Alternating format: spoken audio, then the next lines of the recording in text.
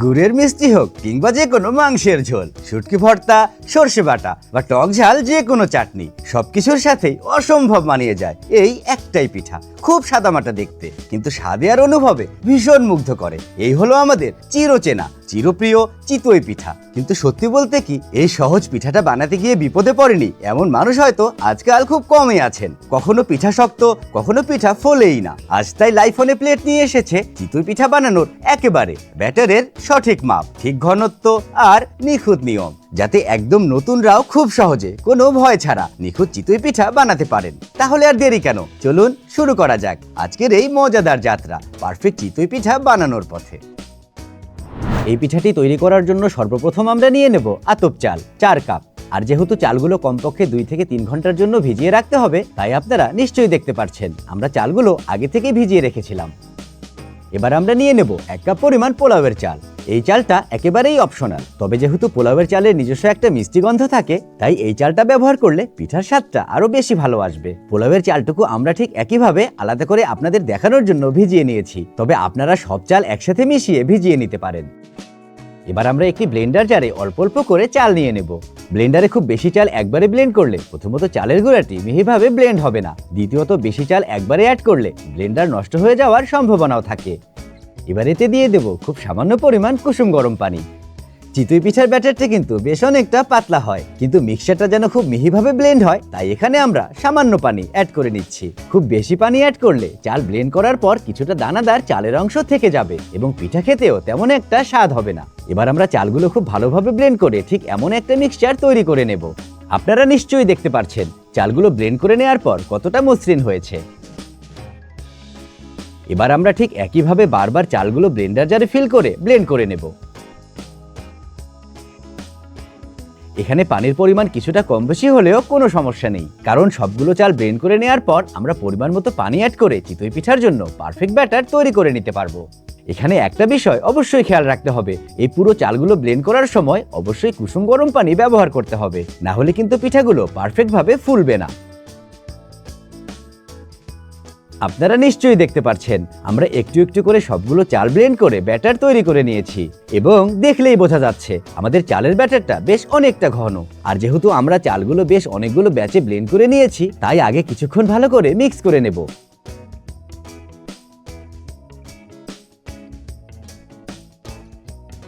আপনারা দেখতেই পাচ্ছেন চালের ব্যাটারটুকু মিক্স করে নেওয়ার পর এর থিকনেসটা ঠিক এমনটা দেখাচ্ছে, তবে আপনাদের ব্যাটারের থিকনেসটা কিছুটা কম বেশি হলেও কোনো সমস্যা নেই।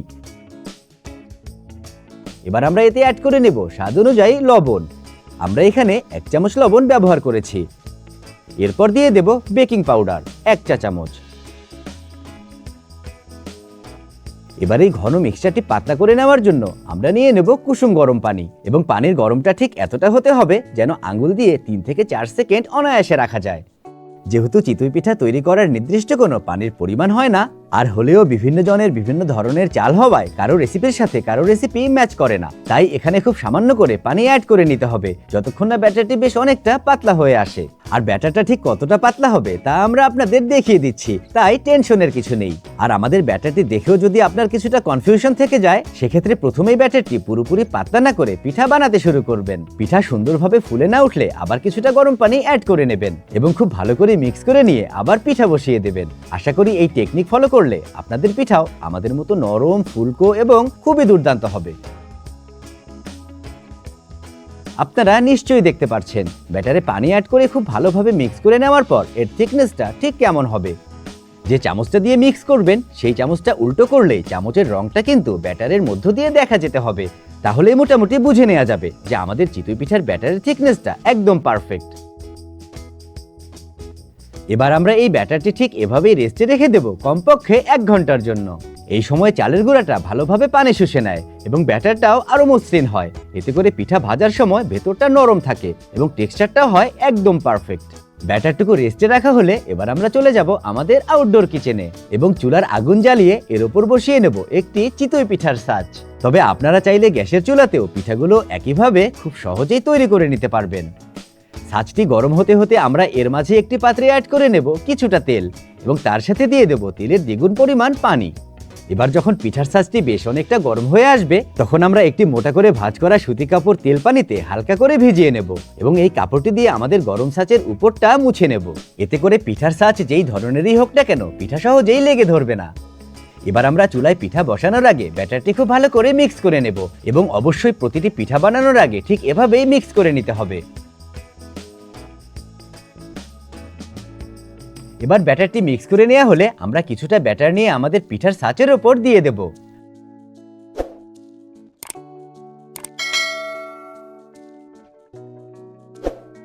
ব্যাটার দেওয়া হলে আমরা সাথে সাথে একটি ঢাকনা দিয়ে ঢেকে দেব পিঠাটি সিদ্ধ হওয়ার জন্য। পিঠাটি ভেতর থেকে সিদ্ধ হয়ে আসতে প্রায় 1 থেকে 1.5 মিনিট সময় লাগবে। প্রায় 1 থেকে 1.5 মিনিট পর ঢাকনা খুললেই দেখতে পারবো আমাদের পিঠাটি কতটা সুন্দরভাবে ফুলে উঠেছে এবং দেখলেই বোঝা যাচ্ছে কতটা সফট এবং পারফেক্টভাবে শেপ নিয়েছে।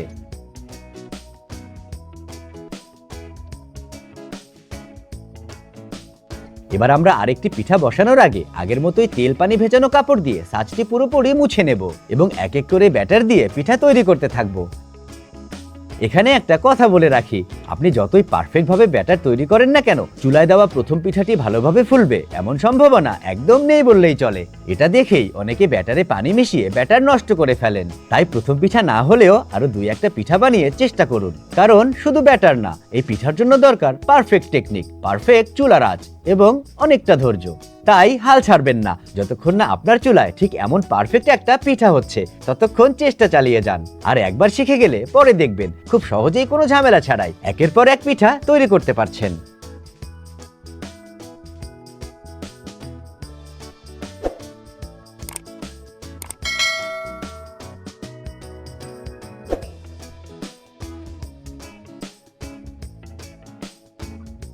আপনারা নিশ্চয়ই দেখতে পাচ্ছেন আমাদের পিঠাগুলো ভেতর থেকে কতটা সফট, কতটা ফুলকো এবং কতটা জালিদার হয়েছে। আমরা যেহেতু প্রতিটি পিঠা তৈরি করার আগে তেল পানি ভেজানো কাপড় দিয়ে ছাঁচটি মুছে নিয়েছি, তাই নিশ্চয়ই দেখতে পাচ্ছেন আমাদের পিঠাগুলো প্যানের সাথে একদমই লেগে ধরেনি। এবার চলুন দেখিয়ে দিই ঠিক এমন আয়রন কাস্টের ছাঁচ দিয়ে পিঠা বানানো সম্ভব কিনা। আপনি যদি আমাদের দেখানো নিয়মগুলো একদম সঠিকভাবে ফলো করেন, তাহলে আপনি গ্যাসের চুলা, মাটির ছাঁচ, সিলভারের ছাঁচ আর কাস্ট আয়রনের ছাঁচ যেটাই ব্যবহার করেন না কেন, আপনার পিঠা অবশ্যই খুব সুন্দরভাবে ফুলকো, নরম এবং খুবই দুর্দান্ত স্বাদের হবে। আপনারা নিশ্চয়ই দেখতে পাচ্ছেন কাস্ট আয়রনের ছাঁচে বসিয়েও প্রথম ব্যাচের প্রতিটি পিঠা কতটা পারফেক্টভাবে ফুলে উঠেছে। কে না চায় তার ফ্যামিলির জন্য এমন পারফেক্টভাবে পিঠা বানিয়ে খাওয়াতে? আর যে রেসিপি দেখে শুধু 3 থেকে 4টি উপকরণ দিয়ে এত পারফেক্ট পিঠা তৈরি করা যায়, সেই রেসিপি দেখে কি বসে থাকা যায়? তাই আপনিও চলে যান রান্নাঘরে এবং আমাদের মতো 3 থেকে 4 রকম ভর্তা তৈরি করে সাথে বানিয়ে ফেলুন একদম দুর্দান্ত স্বাদের চিতই পিঠা। আর আপনি যদি না জানেন এই পিঠার সাথে কি কি ভর্তা খেতে হয়, তাহলে বলে দেই, এই পিঠার সাথে মোটামুটি সব রকম ভর্তা চললেও সবচেয়ে বিখ্যাত হলো সরষে বাটা। তার সাথে দ্বিতীয় স্থানে দেওয়া যায় ধনিয়া পাতার চাটনি। চিতই পিঠার সাথে এটা কিন্তু খুবই দুর্দান্ত লাগে। আর সবশেষে শুটকি ভর্তা, যেটা অনেকেই পছন্দ না করলেও পিঠার সাথে কিন্তু সবাই পছন্দ করে। আর যদি চান বাসার সবাইকে একটু বেশি ইমপ্রেস করতে, তাহলে বানিয়ে ফেলুন বেশি করে ঝোল দিয়ে মুরগি অথবা হাঁসের মাংস। এরপর সত্যি বলতে আপনার রান্নার সুনাম রাখার জায়গাই পাবেন না।